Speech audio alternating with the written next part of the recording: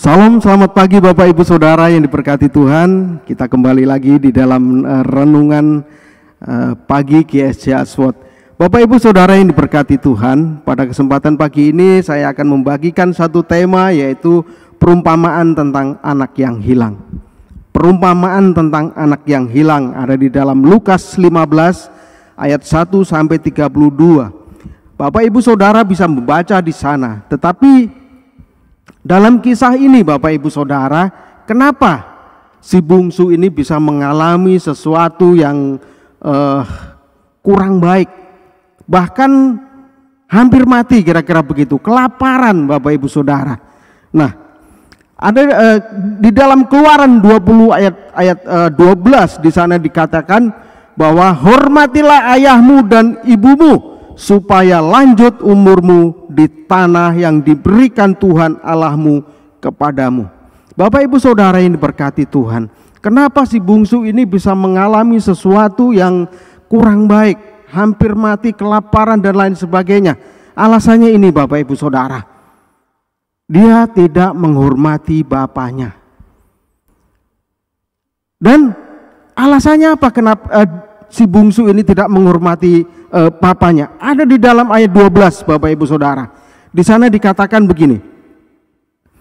Kata yang bungsu kepada ayahnya, "Bapa, berikanlah kepadaku bagian harta milik kita yang menjadi hakku." Lalu ayahnya membagi-bagikan harta kekayaannya itu di antara mereka. Bapak Ibu Saudara yang diberkati Tuhan, ketika bapaknya masih sehat, segar bugar, si bungsu ini memberanikan diri meminta warisan. Ini sesuatu yang konyol Bapak Ibu Saudara, sesuatu yang sangat kalau buat saya pribadi sebagai orang Jawa Saudara, ini larangan Saudara. Tetapi si bungsu ini tidak peduli. Dia tidak menghormati papanya, tidak menghormati ayahnya. Dia berani meminta warisan, sedangkan bapaknya masih sehat, segar bugar Bapak Ibu Saudara.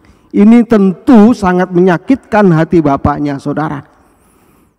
Dan gak cuma itu, di ayat 13 Bapak Ibu Saudara, di sana dikatakan, beberapa hari kemudian anak bungsu itu menjual seluruh bagiannya itu, lalu pergi ke negeri yang jauh. Di sana ia memboroskan harta miliknya itu dengan hidup berfoya-foya. Bapak Ibu Saudara yang diberkati Tuhan, ketika dia meminta jatah, meminta warisan daripada bapaknya ini, setelah warisan itu dia dapat, dia pergi ke negeri yang jauh. Untuk apa Saudara? Untuk berfoya-foya. Bahkan di ayat 30 dikatakan berfoya-foya dengan pelacur-pelacur Bapak Ibu Saudara. Ini sangat ironis, sangat mengenaskan Bapak Ibu Saudara. Akibat dia tidak menghargai, menghormati bapaknya, apa yang terjadi Bapak Ibu Saudara? Kelaparan, hampir mati. Bapak Ibu Saudara yang diberkati Tuhan, ini sebenarnya adalah gambaran kita Bapak Ibu Saudara. Kita seringkali melacurkan iman kita kepada hal-hal duniawi, sehingga kita tidak lagi hormat lagi kepada Bapa, sayang lagi kepada Bapa, mengucap syukur kepada Bapa. Ini adalah gambaran kita Bapak Ibu Saudara. Kita seringkali memboroskan hidup kita yang sia-sia, menyia-nyiakan hidup kita, kira-kira begitu, dengan hal-hal duniawi. Tidak ingat lagi kepada Tuhan, tidak sayang lagi kepada Bapa. Bapak Ibu Saudara, makanya di dalam ayat 20 tadi, Keluaran 20:12, hormatilah ayahmu dan ibumu supaya lanjut umurmu di tanah yang diberikan Tuhan Allahmu kepadamu.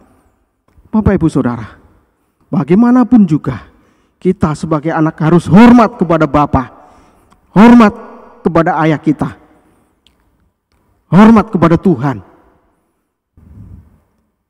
Karena apa Bapak Ibu Saudara?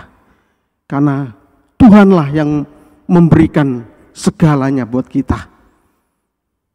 Jadi sudah sepatutnya kita hormat kepadanya, mengucap syukur kepadanya, karena Dia yang memberikan kita kekuatan, hikmat dan lain sebagainya.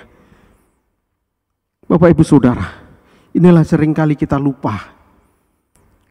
Kita seringkali memboroskan hidup kita dengan sia-sia, hal-hal duniawi, melacurkan iman kita kepada hal-hal yang dilarang Tuhan, yang membuat Tuhan cemburu kepada kita.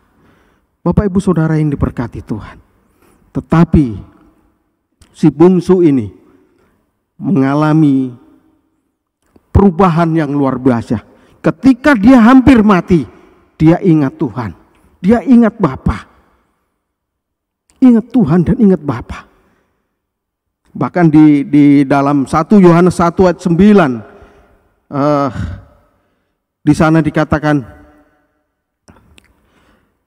jika kita mengaku dosa kita, maka Ia setia dan adil, sehingga Ia akan mengampuni segala dosa kita dan menyucikan kita dari segala kejahatan. Bapak Ibu Saudara, Tuhan menunggu kita untuk bertobat, menunggu niat kita untuk bertobat kepadanya. Maka Tuhan akan menyucikan segala dosa kita.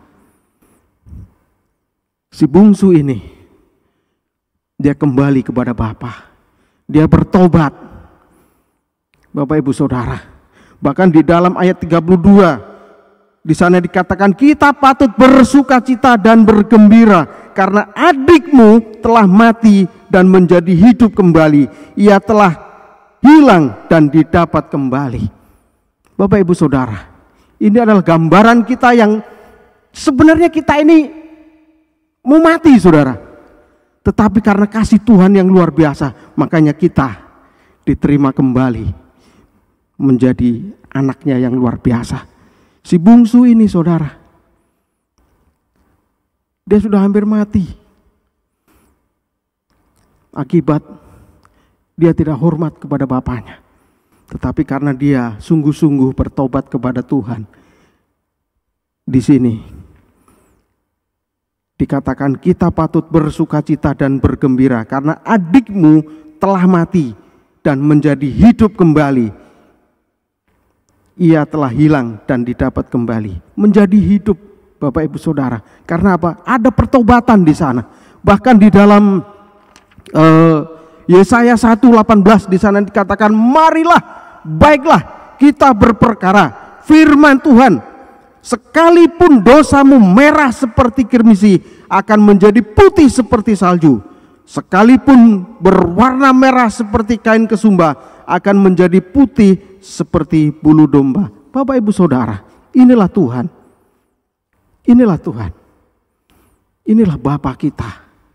Kalau kita sungguh-sungguh bertobat kepada Tuhan, berbalik kepada Tuhan, maka dosa sehancur apapun kira-kira begitu, Tuhan sanggup menyelamatkan kita. Tuhan sanggup menerima kita apa adanya. Terima kasih. Amin. Bapak Ibu Saudara, mari kita berdoa. Bapak, terima kasih atas firman-Mu yang luar biasa ini. Biarlah firman-Mu ini menjadi kekuatan buat kami untuk senantiasa setia akan Engkau Bapa. Terima kasih Tuhan karena Engkau sudah mengampuni kami apapun keadaan kami. Terima kasih Bapa.